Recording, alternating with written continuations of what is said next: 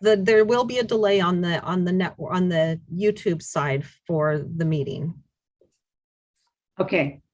I'll have you explain that when we get to introductions, if you could, so we know what to expect. Good afternoon, everyone. Welcome and thank you all for being here. I'm Mary Wall, Chair of the Oregon Fish and Wildlife Commission, and I'd like to call the Thursday, November 4th, 2021 Commission meeting to order. I live in Langlois in the in the 3rd Congressional District, and I think we'll do introductions of the rest of the commissioners. So I think that Vice Chair Woolley is not yet here, so we'll come back to him. Commissioner Zarnowitz. Hey, I'm Jill Zarnowitz, and I'm in the in District 1 near the town of Yamhill. Thank you. And Commissioner Labhart. Good afternoon, everybody. Mark Labhart. I'm the at-large for Eastern Oregon, and I live in this community of sisters. And welcome, Dr. King. Thank you. Commissioner Hatfield-Hyde. Good afternoon, Becky Hatfield-Hyde, Congressional District 2. I'm in Paisley today, and also welcome to Dr. King. Thank you. Commissioner Spellbrink. There, I got the right button. Good afternoon, Bob Spellbrink, Celeste, Oregon, District 5. Thank you. Commissioner Khalil. Hi, Kathy and Khalil. Just swallowed weird. Western Oregon at large, located in far southwest Portland. Thank you. And I think that we might have just, is that Commissioner Woolley? Did you just join? No, we'll come back to him for introductions. And several people have mentioned Dr. King and welcomed her. She has been nominated and has not yet had a confirmation hearing. She's been nominated for the Fish and Wildlife Commission. Would you like to just introduce yourself?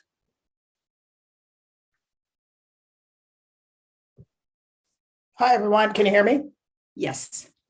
Yes. Hi, everyone. So I will be, hopefully, after my confirmation hearing, which is on Monday, the 15th, the commissioner representing District 3, replacing Greg Woolley. So for the Portland district, I'm a doctor by training, but I also have environmental and public health degrees. So hopefully my multidisciplinary approach will be welcome and useful for my commission participation. Thank you for having me. Thank you for being here and welcome. Director Melcher. Well, thank you, Chair Wall. I'm Kurt Melcher. I'm the Director of the Department of Fish and Wildlife, and I'm sitting here in Salem, Oregon today, where I usually sit.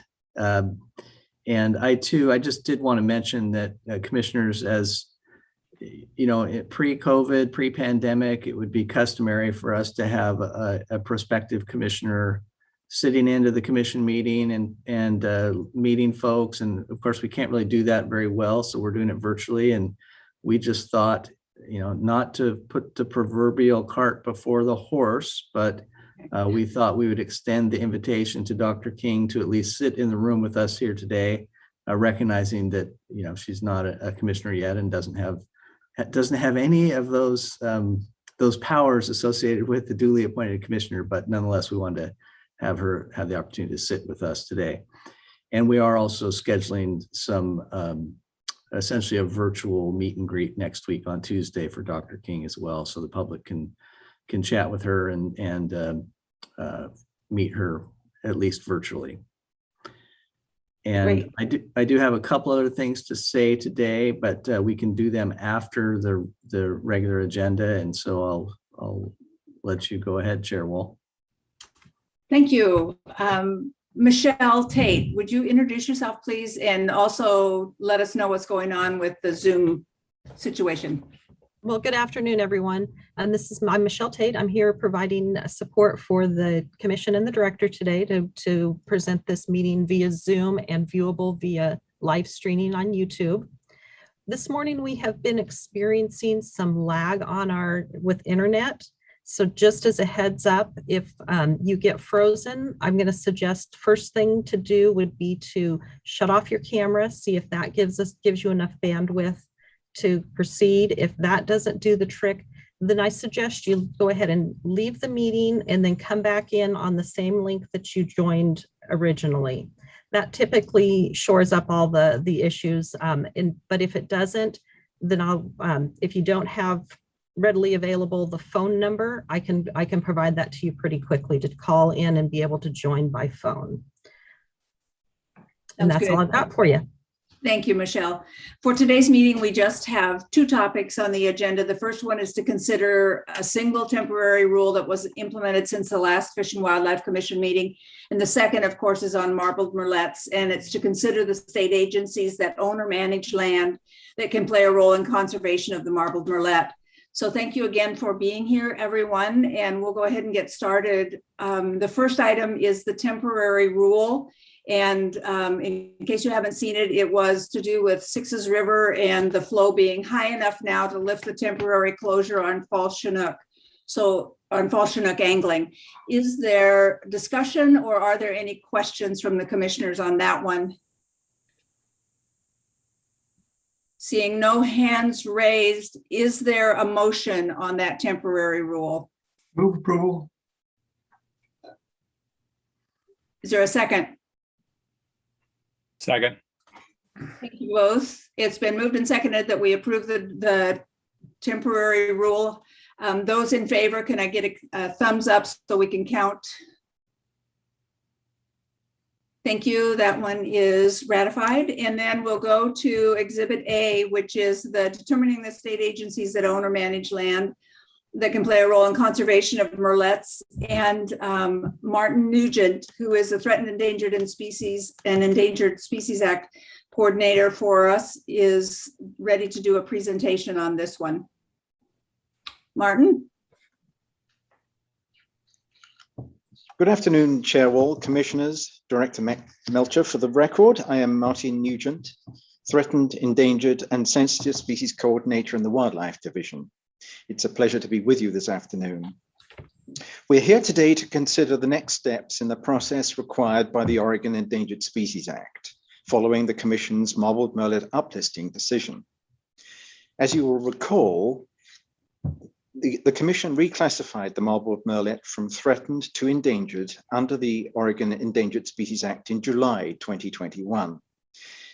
This presentation today will outline the next and most direct efforts in uplisting, specifically management decisions on state-owned managed lands relating to the endangered species management planning. Next slide, please. Before I start, there are a couple of items to keep in mind about the endangered status of the marbled murrelet. As we indicated back in July, the most direct effect of listing a species as threatened or endangered under the Oregon ESA is through management decisions and actions on state-owned, managed, or leased lands. The Oregon ESA does not by itself require an owner of any commercial forest land or other private land to take action to protect a threatened or endangered species, or impose requirements or restrictions on the use of that private land. As we indicated before, the direct take, that is killing, of any marbled murrelet is prohibited anywhere in the state under the Oregon ESA and federal laws. Next slide, please.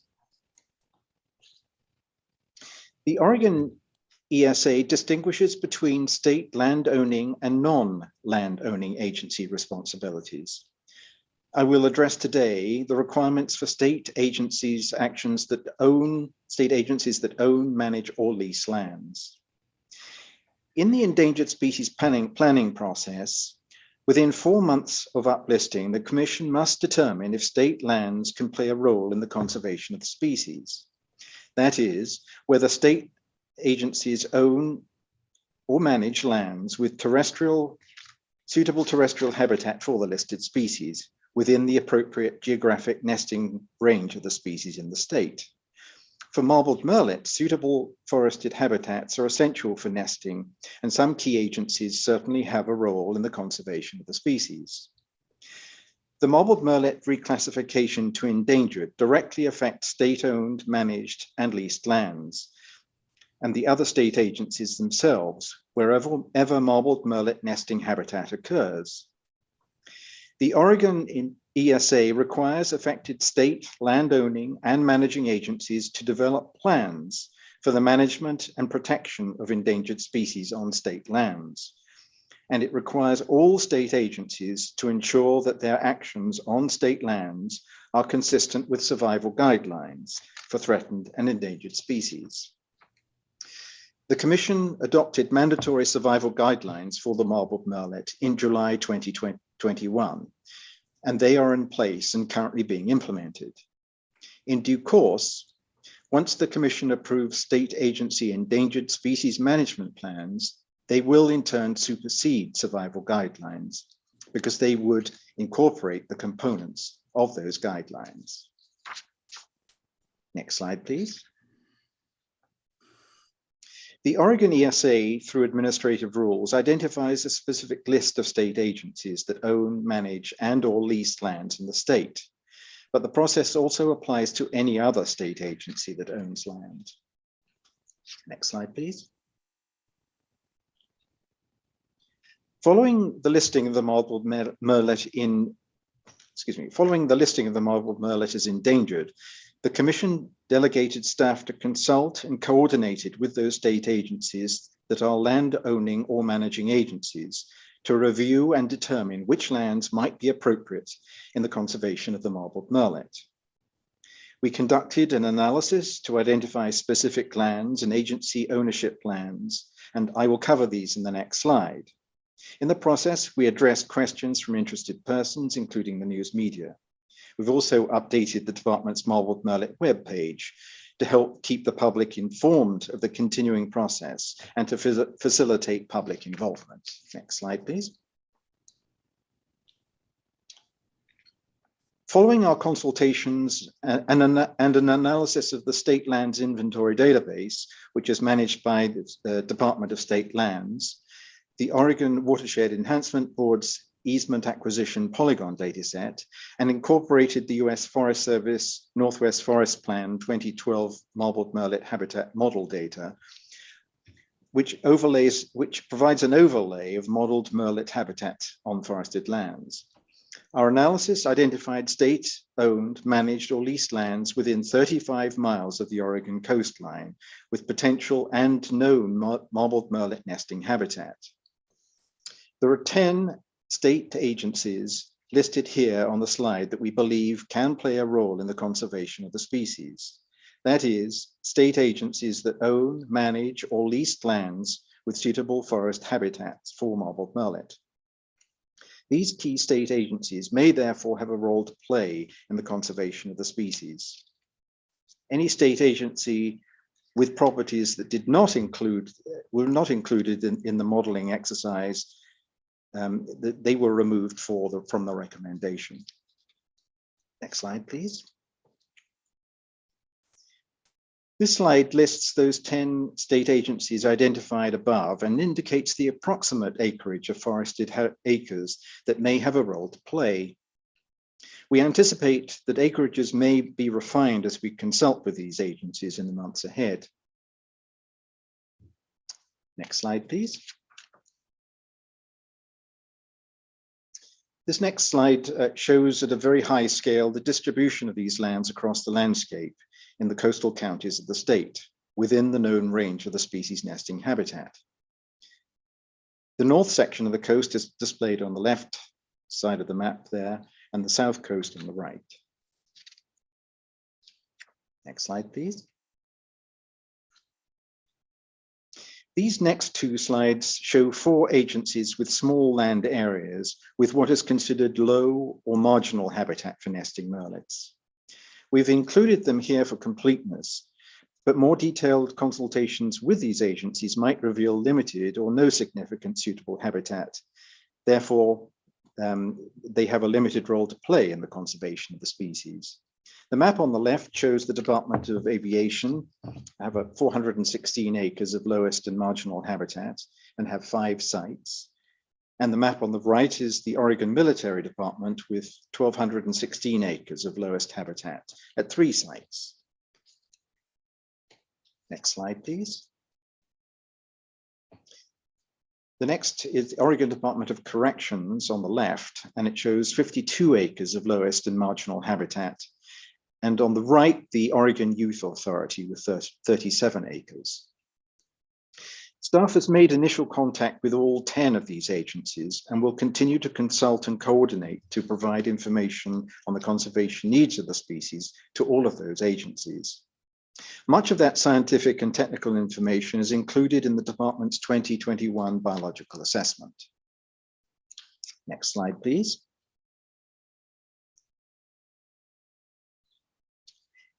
In the endangered species planning process, once the Commission has determined that specific state land owning managing agencies can play a role in the conservation of the species, they will be formally notified that they have a role in the conservation of the species. Under the Oregon ESA, land owning agencies then have some discretion in determining what their role in the conservation of the marbled murrelet will be. Their role may include, but is not limited to, conservation, and conservation is defined in the Oregon ESA as the means, methods, and procedures to bring the species to the point where measures provided in the Oregon ESA are no longer necessary. Agencies may decide their role lies somewhere across the spectrum of take avoidance at one end to full recovery efforts at the other. Once the agency determines their role, they are required to develop endangered species management plans using the scientific and technical information included in our biological assessment, which identifies key factors influencing the species' survival and breeding needs.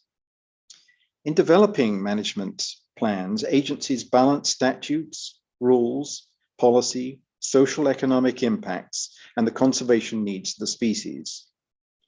The landowning agencies must submit an approved endangered species management plan to the Commission within 18 months of uplisting, demonstrating that their endangered species management plan will accomplish their identified role in conserving the marbled murrelet. The Commission must approve the state agency's endangered species management plans within 24 months of uplisting, that is July 2023. The approved plans will then supersede the survival guidelines for those agencies, since they would incorporate the components of those guidelines. Next slide, please. So to summarize, the Commission is asked to approve the list of 10 state land-owning, managing, or leasing agencies that can play a role in the conservation of the marbled murrelet, and direct staff to prepare a letter for the chair to notify those agencies, indicating they have a role under the Oregon Endangered Species Act for marbled murrelet conservation. Next slide, please. This next slide looks at the next steps for those other than land-owning managing agencies. Following delegation from the Commission in September, staff will continue to consult and cooperate with non-landowning managing state agencies to provide future recommendations for Commission determination on whether or not they have a role to play in the conservation of the marbled murrelet. If so, those agencies will be formally notified. When notified, non-landowning agencies are required to consult with the department to ensure their actions are consistent with the Commission's survival guidelines. Unlike the landowning agencies that I just covered, there is no statutory or ruled timeframe for this determination, and no requirement for endangered species management plans. However, they are required to provide the Commission with a written description of its role, with an explanation of how it developed the role and how it intends to achieve that role. Next slide, please. Thank you, Chair Wall. That concludes our presentation, and I'd be happy to answer any questions.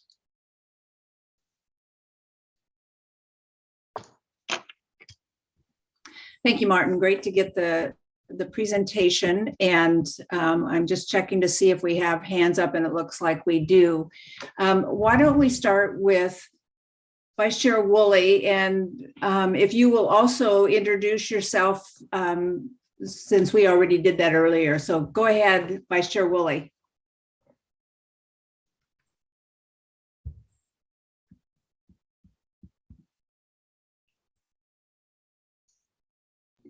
You're Um, muted. Okay. All right. Yeah. So I was in a meeting up until and just past 2 o'clock. So I apologize for my tardiness. And I'm Greg Woolley. I'm vice chair of our commission. I represent Congressional District 3, which includes the Portland metro area. So thank you for that, Martin. I appreciate the overview. So you said that the agencies will submit an approved endangered species management plan to the commission. So I'm assuming that approved interim step is approval by our staff and director. Is that, or are you talking about some approval just within their own agency to send it to us? I wasn't clear about that. Chair Wall, Vice Chair Woolley, it's the latter. Each agency will have formal approval from within that agency by their board or commission, and then bring it forward to the department, and then that would acknowledge within 18 months receipt of that plan by the department, and then with the interim, then the 6 months that then follows, we would bring that plan with the state agency back to the commission for approval of the endangered species management plan.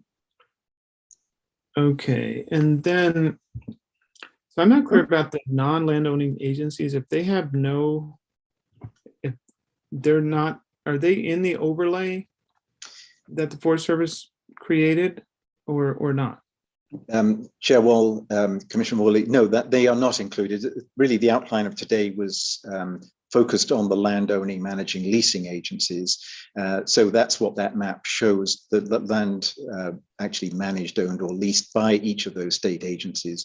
And that the next step as the non-landowning agencies will be the next in line. So it does not show anything graphically of those other agencies. So next in line for what? Identifying which non-landowning agencies do have a role to play, we will be providing that list to the Commission for approval so that we can formalize the notification with each of those agencies, and then begin our dialogue in terms of fulfilling their role and obligations under the State Endangered Species Act. Could you give a couple of examples of what agencies, non-landowning agencies could be, and not that you're making a statement about that, and what their role could be? I'm just not clear. If they don't have any land, any habitat, what's their role? Chair Wall, Commissioner Woolley, yes, there were some agencies that, even though they are identified within the administrative rule under the Endangered Species Act, but essentially those agencies that authorize actions, purchase of equipment, issue permits, all of those things, that those agencies like DLCD, for instance, or OWEB, that do have a role to play, that oversee state lands by authorizing actions. And those authorizing actions could and are likely to have some sort of impact on the conservation of the marble murrelet. Right. Okay. One final question. I just learned of a new state agency called the Oregon Military Department. What are they? Yes, Chair Wall, Commissioner Woolley, the map that I indicated there does show properties that the military department manage. And as I mentioned in the slide, there are fairly small holdings of properties that do contain forested habitat. And we wanted to be fully inclusive of including all agencies that might have a role to play. And so those areas of potential habitat triggered or will trigger conversation with them to see if those lands fulfill any conservation need for the marble murrelet. Once we've initiated those conversations and looked at the habitat in question, the location of it, the quality of habitat, then would be able to make a determination as to whether they can contribute to the conservation. Okay, so Martin, I understand that. I'm asking, who are they? Is this like a state militia or something? I just never heard of them. That was my question. Sure, I can. Chair Wall, this is Kevin. Yeah. Go ahead, Kevin. Yeah, for the record, I'll introduce myself, Kevin Blakely. I'm the Deputy Administrator in Wildlife Division with Oregon Department of Fish and Wildlife. And the Oregon Military Department is the Oregon National Guard, and they have various locations. So Camp Rylea is the primary property that is shown on that map, but they have other properties throughout the state for training and maneuvers, those sorts of things. Okay, so it's Oregon National Guard. Okay, yeah, that's what I was wondering. Okay, thank you. That's all I have for now. Thank you, Chair Woolley. Commissioner Khalil, you had your hand up as well with questions. I did, but my question was about the non-landowning agencies and what some examples of those might be, which was covered by Commissioner Woolley, although there were a lot of acronyms. So if possible, could you tell me what those acronyms mean so I don't have to Google them? Certainly, Chair Wall, Commissioner Khalil. Yes, certainly. The examples that I gave with Department of Land Use Conservation, DLCD, Department of Energy potentially could. The various under DLCD, the Ocean Shores Management Plan, and then a role there. If there are activities that would or could have any involvement with the shoreline of the coast, or activities that would cross lands over which they have jurisdiction, we would obviously be in contact with them in terms of they have a role to play if that does impact marbled murrelets, because of course, as you recall, marbled murrelets use both the marine system for foraging, loafing, and inland in the terrestrial habitat for nesting. So it's a transition between ocean through to terrestrial habitat. And by definition, the land owning, managing, leasing is essentially those terrestrial habitats used for nesting for the species that we've been primarily talking about. Yes, Okay. they are tricky. Thank you. And Commissioner Khalil, he also mentioned OWEB, so the Oregon Watershed Enhancement Board. Yes, I'm sorry, I missed that one. Okay. Thank you. Appreciate that. Thank you. Martin, I had a couple more questions. One of them is during the September discussions, there were some questions and some data gaps that were identified. There were several, but a few of them seemed pretty key. And I wonder if in this 18-month process, you're expecting any new information on those on the marine side, the terrestrial side, the food chain. Are you, or could you just say a little bit more about that and if we're expecting new information out of this process? Chair Wall, indeed, I think once detailed conversations with each agency unfold, I'm sure we will be looking at new areas, new information to incorporate. And we have in some detail in our conservation assessment a fairly good idea of what, of course, the biology of the species and the needs of the species are fairly well known, and we outlined that back in July. I think we might well find that there are actions that agencies are taking, might take, will be taking in the future that do have an impact or could have a conservation role in the conservation of the marbled murrelet. So I'm anticipating that those conversations will be productive and be as inclusive as we possibly can on the actions that state agencies have the authority and power over that affect the marbled murrelet. Thank you. My other question is, after approval of in the 24 months when the Fish and Wildlife Commission approves the plan, the management plans that come to us, how involved then is ODF&W, and how often will we get any kind of a summary report or sort of update on the status of this species? Chair, well, I'm sure in answer to the question, I think once plans unfold, depending on the substance of those plans, we'll have a review period built into it, the plan, and it will sort of be the basis of a dialogue with each state agency in terms of what actions have been taken and what impact those have had.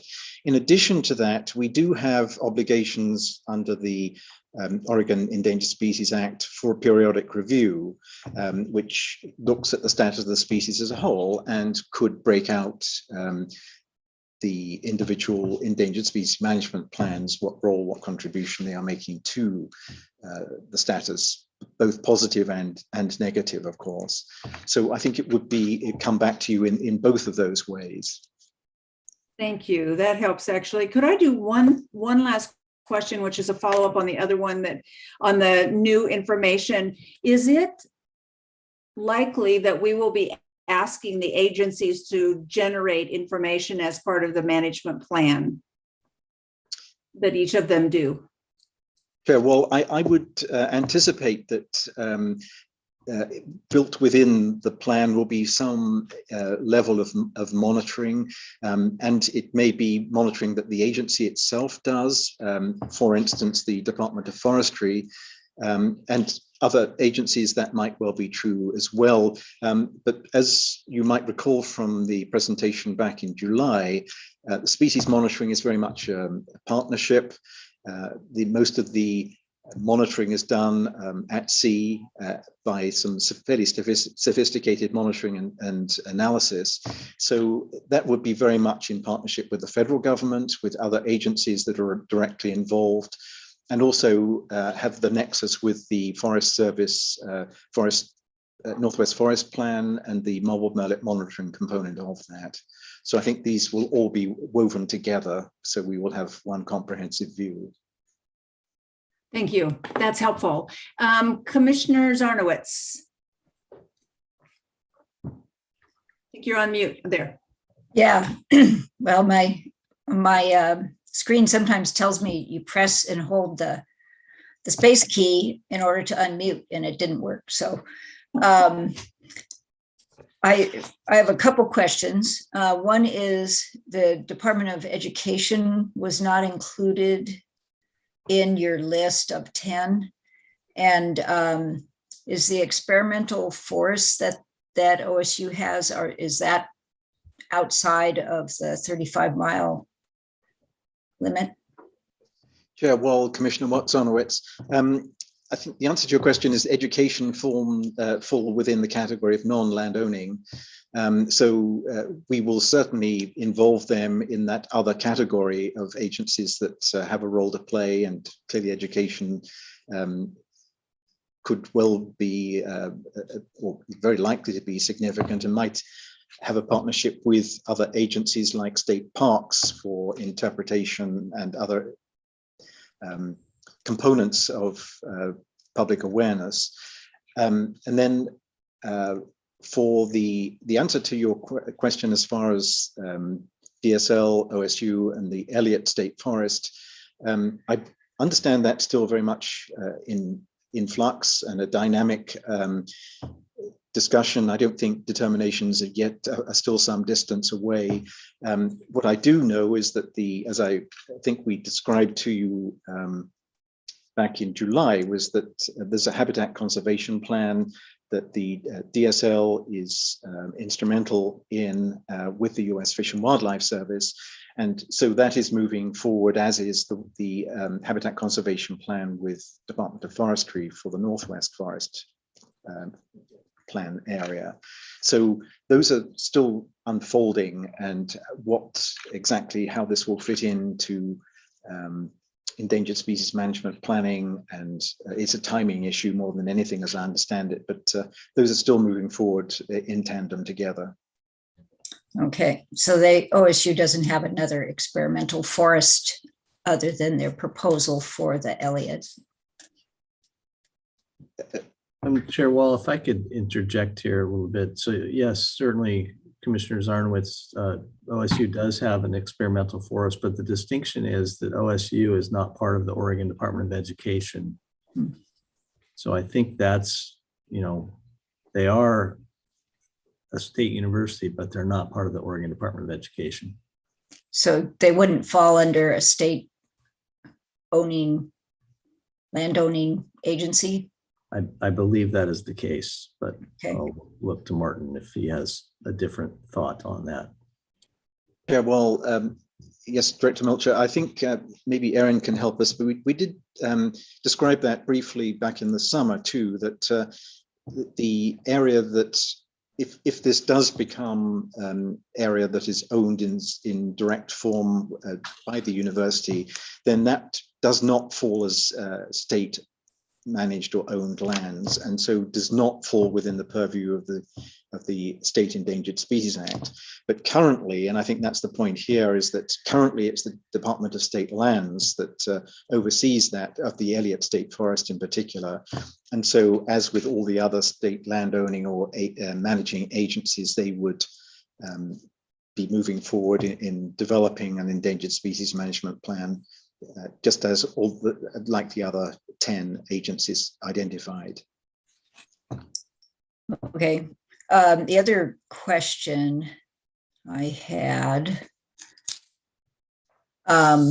is kind of along the lines of Chair Wall's but it's about including new information that is coming out of Oregon State's marbled murrelet research, that as that gets included published, will that wind up being part of what ODFW is going to be looking at when you're reviewing the plans for these from these state agencies?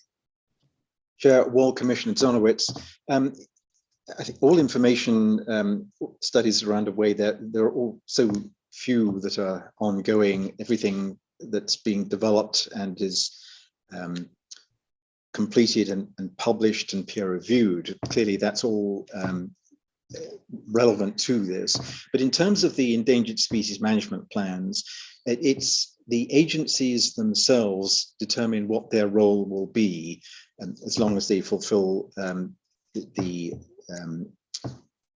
key points within the administrative rule. So they will develop their plans to fulfill the role that they have identified.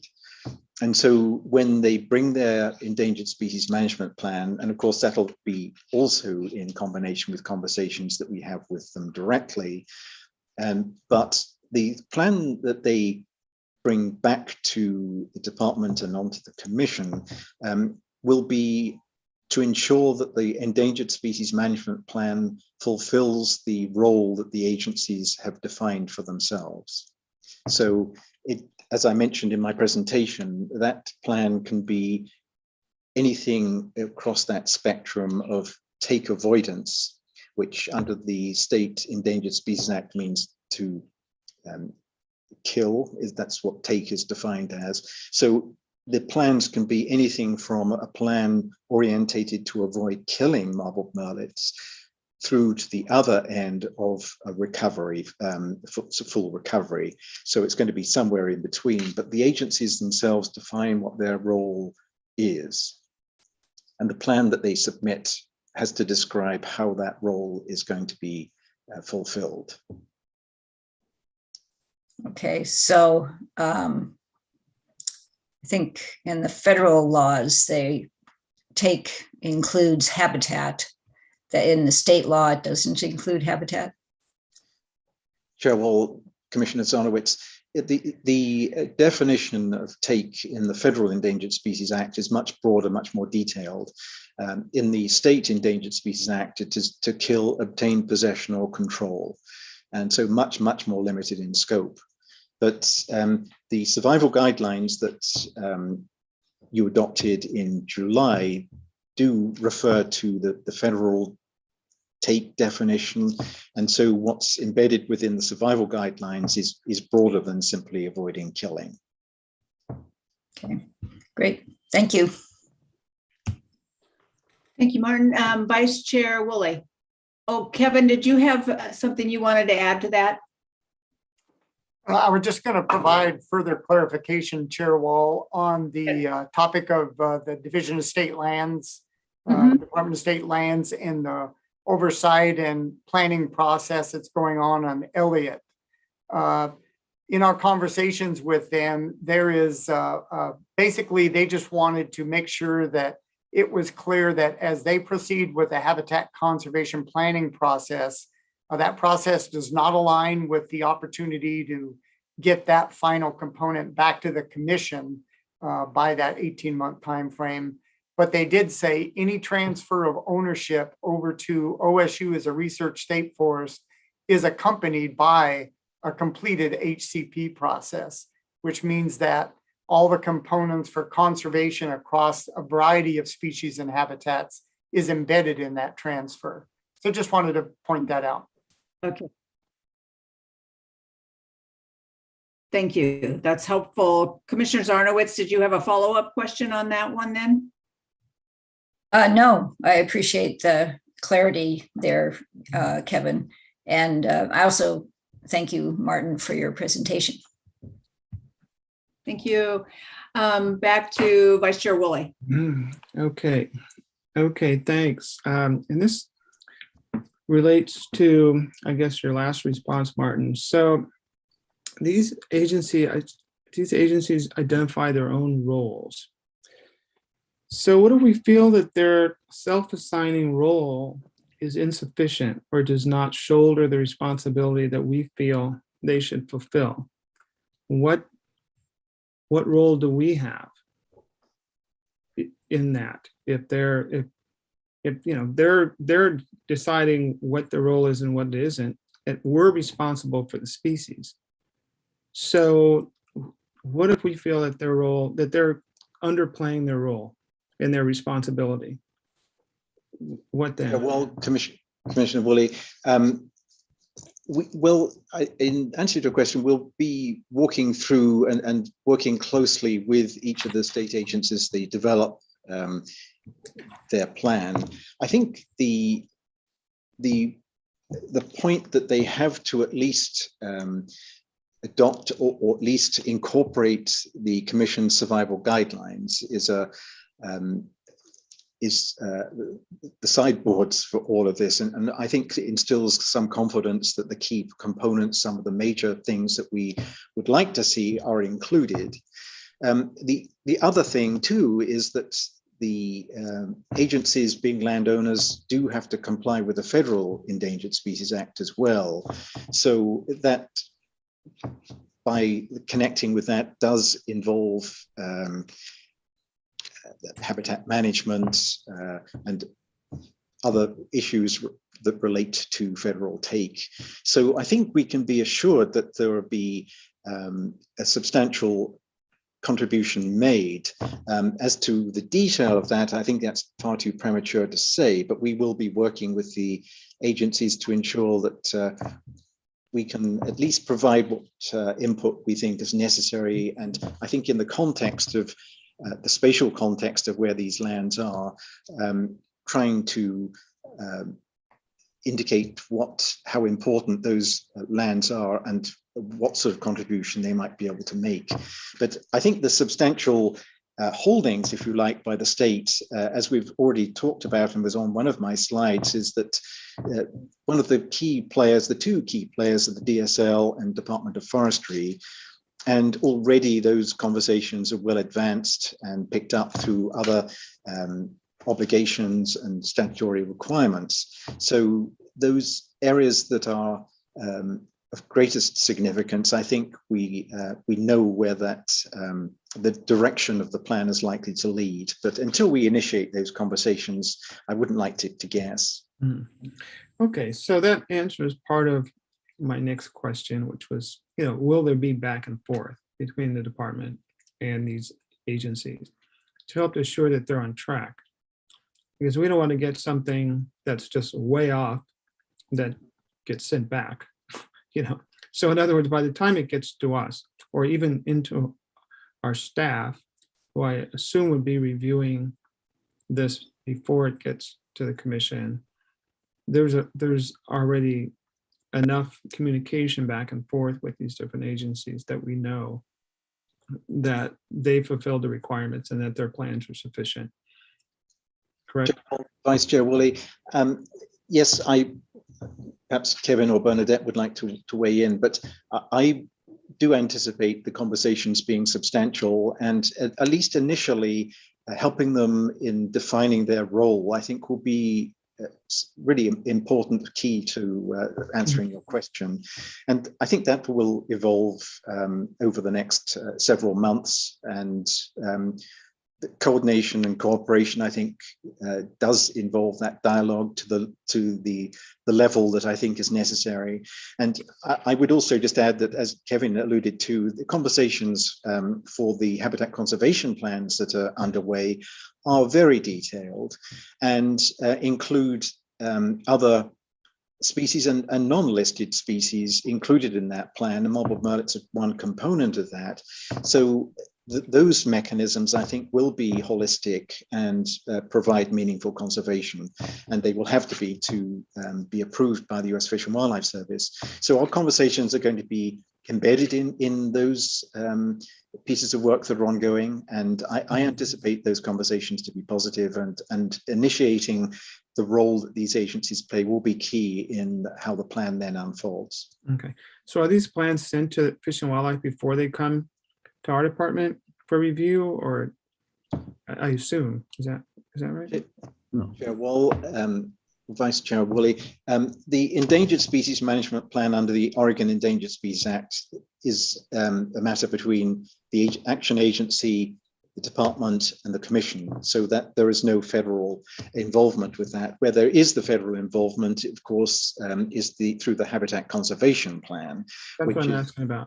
Yes, which is under the umbrella of the Federal Endangered Species Act. So there are all sorts of steps of planning, review, and implementation, and a dialogue between all parties concerned with that. And they're pretty complex and involve a number of different statutes, NEPA, Endangered Species Act, and others. So yes, there is comprehensive review and then approval, but that is a separate process, even though there'll be overlay and some degree of embedding of what our obligations or our hopes are within that broader framework. So all those other approvals occur before the plan gets to our commission for approval. Chair Wall, Vice Chair Woolley, the timing, Kevin just alluded to, the timing and completion of the habitat conservation plans is yet not fully clear. That there are timelines laid out, but there are many steps still to go until they are formally approved. So how the timing lines up exactly is not something I would like to speculate upon. Okay, well, yeah, I know we don't have a timeline. I'm just understanding a sequence.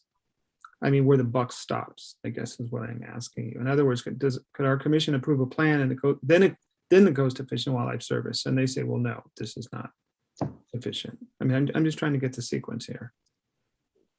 Chair Well, Vice Chair Woolley, they are separate processes. So I think what I can say is that the Oregon Endangered Species Act stipulates a timeline that the actions on the endangered species management planning have to be met. And so they will be coming back to you within the 24-month period. And exactly how that lines up has yet to be determined. But I think there is a definite timeline as far as that's concerned under the State Endangered Species Act.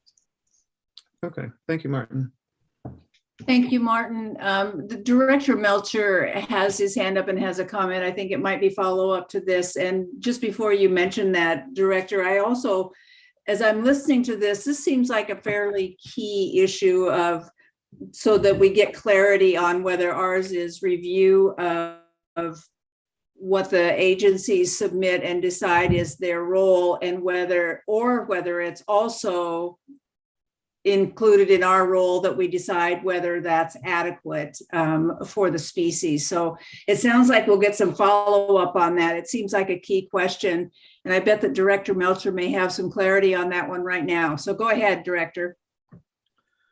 Well, thank you, Chair Wall. What I wanted to point out is, and I understand the perceived concerns with another agency determining what their role, quote unquote, what their role might be.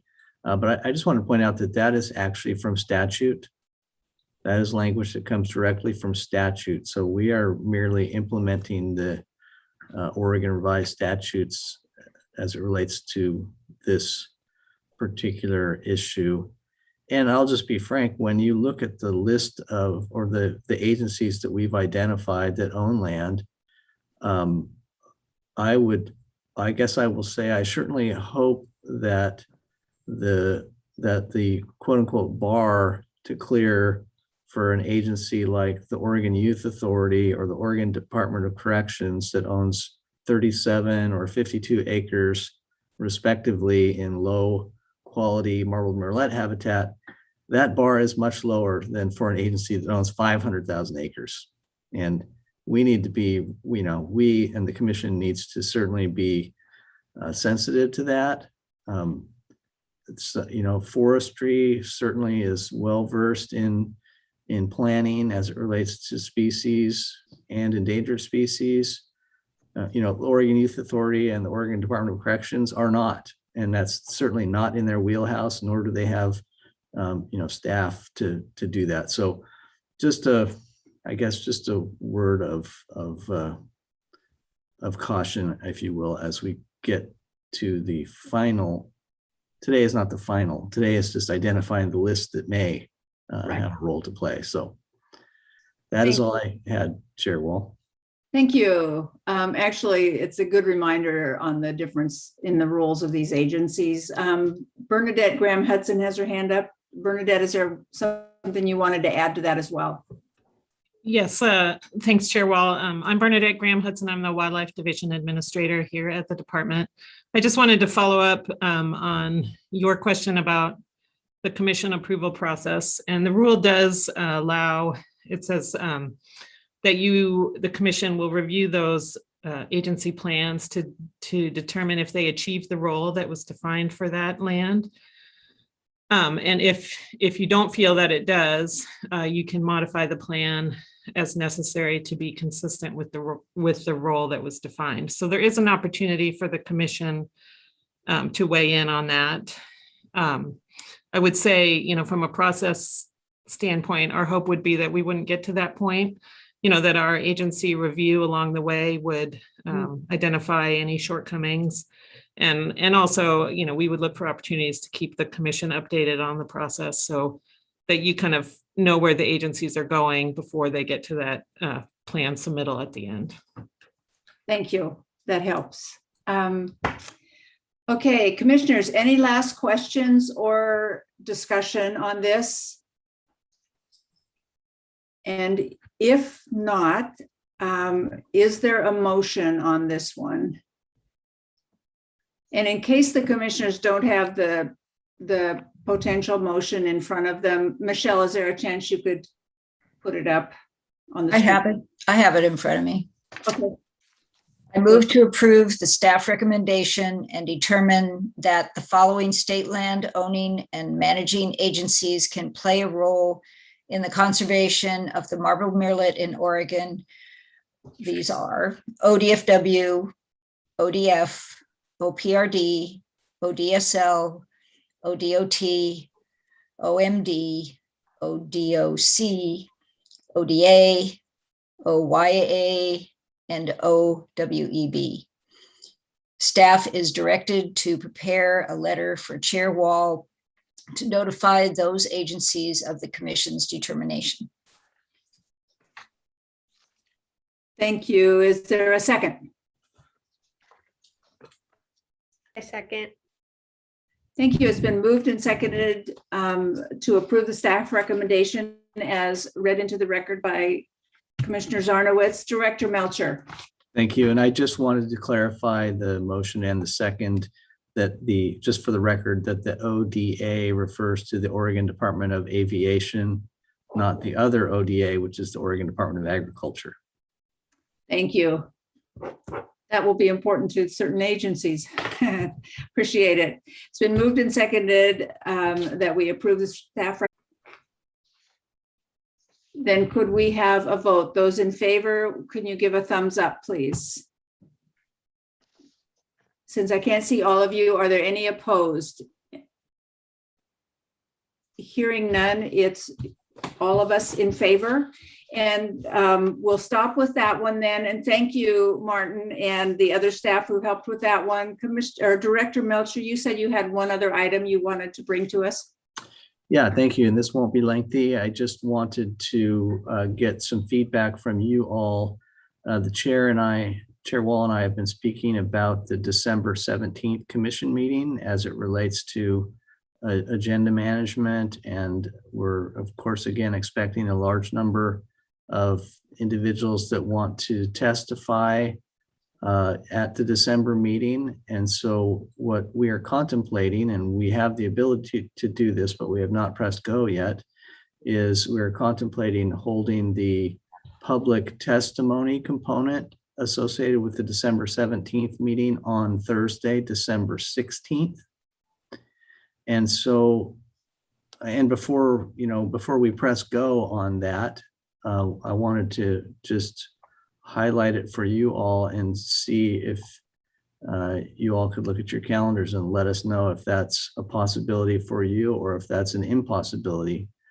I'll just say it will make the Friday meeting much more manageable, as opposed if you don't have to listen to 4 or 5 or 6 hours of public comment on Friday, along with all of the other agenda items. It also has the slight other advantage of we get some time to think about what we hear from the public, and it would make it a more rational or reasonable set of days. So it looks like we had a thumbs up from at least one commissioner, and does any commissioner know right now that they cannot do this? Okay. Okay, very good.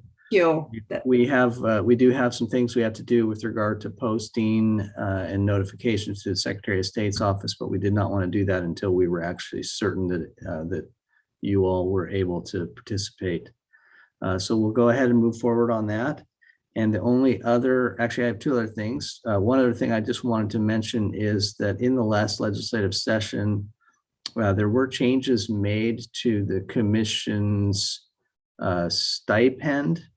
And the stipend that is paid, I think you all right now get $31 a day for each of these meetings. So, when we have a formal meeting, well, if you're not, you probably should claim it, or maybe we can work on that. But there has been some changes. The stipend has been increased, but there's also been essentially a means test, for lack of a better term. So we will, in the coming weeks and months, be providing you additional information on that. Thank you. I have a question on that. It's $31 a day, even though we're sitting in our houses. I haven't received any money. So Chair Wall and Commissioner Zarnowitz, the stipend is in addition to the travel reimbursement. Oh. So we'll talk with Michelle, but technically, as a technical matter, on these commission days like today, you are eligible for a $31 stipend, in addition to travel reimbursement if we were traveling. So more details to come on that. Yeah, it's for time, not travel. Right, that's right. And then I guess the last thing, this may be Commissioner Woolley's last formal meeting with us. And of course, we want to figure out, and I'll be working with the chair to figure out what the appropriate send off is for you, Commissioner Woolley. Hopefully, and I would say that's an in-person send off as opposed to just another Zoom meeting. So we'll look for the appropriate time, and I just want to recognize you for your 9.5 years of service and counting. Maybe it'll go beyond 9.5 years. You never know here, but and then just lastly say and recognize that Greg is the last commissioner sitting that, you know, was involved in what I think is the most important and the most important decision, and a decision, the most important power that the legislature gives to the commission, and that is the authority to hire the director. So I certainly recognize Greg for his role in that seven years ago. Yeah, okay. So, yeah, and just to add to that, so there is scheduled a confirmation hearing soon this month for a candidate to fulfill my role. And so if that person makes their way through the Senate and is approved by the governor, they would begin in January. So December would be my last meeting. Oh, okay. Very good. Did not know that. Actually, that's a relief. We'll have time to figure out what an appropriate send-off would be, because I do it on the yeah, spot right now. I just talked with Jason a few days ago, and that's the plan. Okay, very good. Before we stop, could I just go back for a moment and thank you for the update, Director? Could you, on the issue of having the testimony on the day before, is it possible to include in the notice that based on the number of people testifying, it might be 2 minutes rather than 3 minutes? Because if there are massive numbers, we would want that option, or is that even necessary to do? Chair Wall, that is the chair's prerogative. So we are under no obligation to give any set amount of time, nor do we have to post what that time is. We just have to post and notice when the actual opportunity comes about. But whether, you know, you can change from 2 to 3 minutes or 3 to 5 minutes literally on the morning of the hearing, that's not a problem. Given that people are so used to doing 3 minutes, could we at least say something so that the public's kind of aware that if there are a lot of people signing up, we may well do 2 minutes again? Just so they know, or? Yeah, and we can do that. We wouldn't do that through our notice, through our formal notice process. We would do that through the news release when we news release out. That's great. Thank you. So do you have anything else that you wanted to touch on? That's all I have. Thank you. In that case, thank you, everyone, especially to you, Martin, for the presentation, and the meeting's adjourned. Thank you. Bye. Bye, everyone.